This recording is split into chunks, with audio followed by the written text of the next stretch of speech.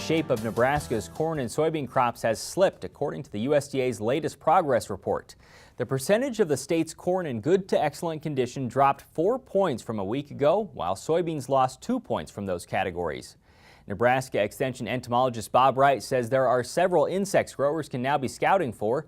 Bob joined us Wednesday in Clay Center, Nebraska, where Nebraska Extension held a weed management and cover crops field day. Well, one thing we're starting to see in parts of the state is small grasshoppers on field borders.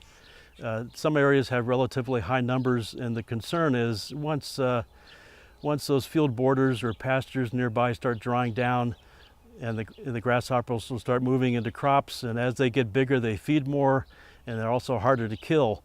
So it's a good thing now to check your field borders or nearby pastures, and if you have a lot of grasshoppers, maybe consider treating them while they're outside of the field before they get inside the field. Are all grasshoppers a problem?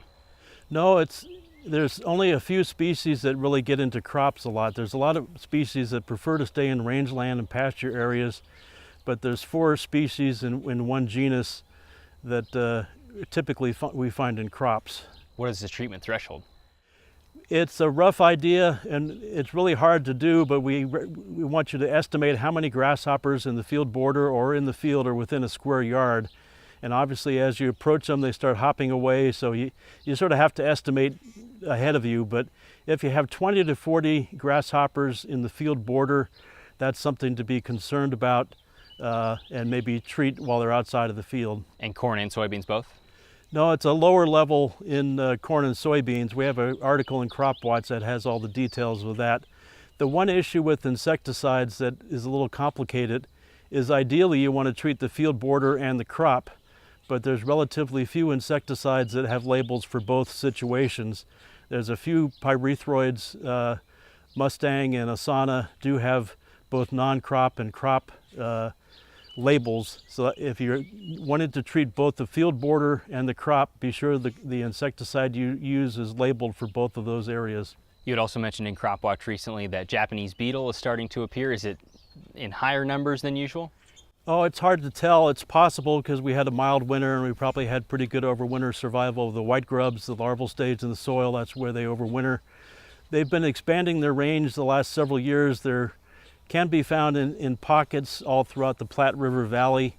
They started off in Lincoln and Omaha in town areas, and now they're starting to move out into agricultural areas. They have a very broad host range. If in your backyard, they can feed on roses, crab apples, they like linden trees, a lot of flowering plants, but they also will feed on corn and soybeans. Is there a reason for that movement outward? Oh, just that they're looking for new pastures or new... Diversifying. Yeah.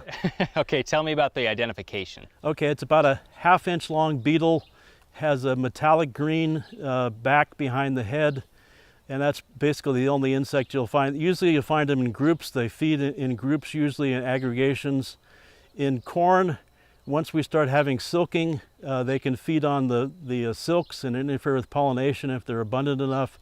In soybeans, they're mostly feeding on the leaves, and if they're abundant enough, they can cause yield loss. Are these also insects that appear first in the field border and then move into the field after that? Right. So when you do scout, you want to look at the field border. That's probably where you see them first. If they're not throughout the whole field, it may not pay to treat the whole field.